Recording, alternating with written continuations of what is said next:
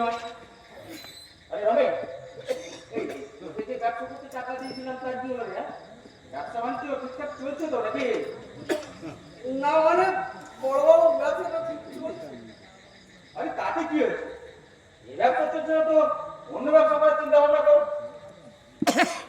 সেটাই তো ভাবছি কি করা যায়। আহ, তুমি আবার মাঝে মাঝে কথা বলতে যাও, যাও ঘরে যাও। না, ও যাবে না, ও একাই থাকবে। আর শোন রমেশ, এ বাড়িতে থাকতে গেলে ভদ্রভাবে ভালোভাবে থাকতে হবে। চিৎকার চেঁচামেচি একদম চলবে না। ঠিক কথাটা বোঝা গেল? আর শোন, রূপসাকে তুই কোনো কথা বলবি না, কারণ রূপসা আমার মেয়ে, কথাটা মনে থাকে না। ওই যে টেকস টেকস কথা শুনলেই মাথা গরম হয়। তুমি বুঝি কিছু বলো না, মুখে যা আছে তাই তো গালা গালি দাও। আমার ঘরে ভাত তুলে কথা বলো। তুমি বুঝি ধরা তুলছি পাতা? বেশ করে আহ, কিছু হচ্ছে নাকি? হ্যাঁ, তোর খাবে? শোন মা, এই পুরো বাপটা যতদিন বেঁচে আছে তোর কোনো চিন্তা নেই। তবে এ বাড়িতে থাকতে গেলে চিৎকার চেঁচামেচি একদম চলবে না। আমি ঝগড়া করি না ওই। তবে তোকে একটা কথা বলি।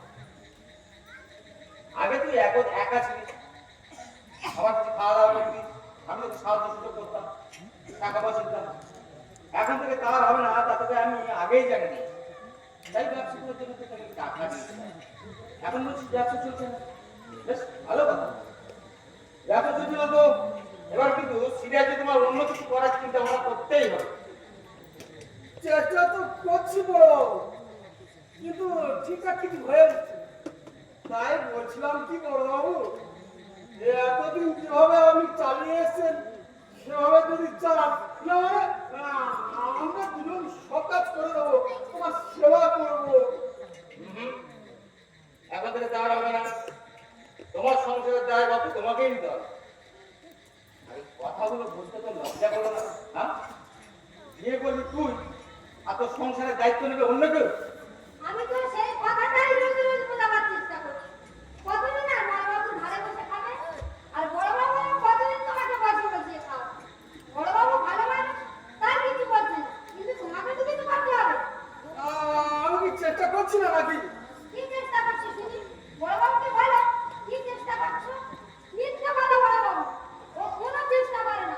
সারাদিন বন্ধুদের নিয়ে আহ, তুমি চুপ করবে নাহলে কিন্তু রমেশ, মেরে তো হাড় ভেঙে দেবো হারার কথা। দূর হ এখান থেকে।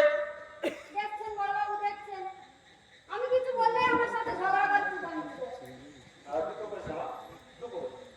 এমনিতে ছেলেটা খুব একটা খারাপ নয়, তাছাড়া আমি তো আছি। একটা কথা বলবো বড়বাবু? হ্যাঁ বল। রমেশ কি করছো? মানে কেমন ছেলে? অন্য কি করছো? আমি তো কিছুই জানি না, তাই সে কি, তুই কোনো কিছু না জেনে এগুলো তুমি করে বিয়ে করেছিস? মানে ও তোকে কিছু বলেনি বিয়ের আগে, বা তুই কিছু জানতে চাচ্ছিস? না মানে আমি ঠিক সাহস করে জিজ্ঞাসা করতে পারি, তাই আপনাকে। ও আচ্ছা আচ্ছা আচ্ছা আচ্ছা। এই যে কালীতলার ঘরটা তোরা যেখানে থাকিস, এটা আমি তৈরি করে দিয়েছিলাম। ওর বাবা মা আমার চাষের জমি চাষ দেখাশোনা করতো, আমি ওদের দেখাশোনা করতাম। ওর বাবা মা ভালো মানুষ, এখানে হঠাৎ একদিন ওর বাবা মা মারা গেল। মানুষের বয়স কত হবে, তা ধর 20-22 হবে। কাজকর্ম কিছু করতো না। আমার বাড়ি খাওয়া দাওয়াটা সারতো, আমি ওর হাত খরচে টাকা দিতাম, খাওয়া খরচে টাকা দিতাম, ব্যাস। আর মানে সেভাবে বলতে গেলে কিছুই করো না, মানে সম্পূর্ণ বেকার।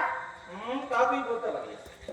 তবে উনি কোনো চিন্তা করেন, এবারও সংসার করেছি, একটা দায়িত্ব হয়েছে, এবার মন দিয়ে দিতে সে করবে। কি জানি, মন দিয়ে তো কোনো কাজও করে না। আরে বাবা, আমি তো আছি নাকি? শোন, একটা কথা বলি, ব্যবসা বাণিজ্য দ্বারা হবে না। দেখি ওর জন্য একটা ভালো কাজের ব্যবস্থা করতে হবে। তবে রমেশ,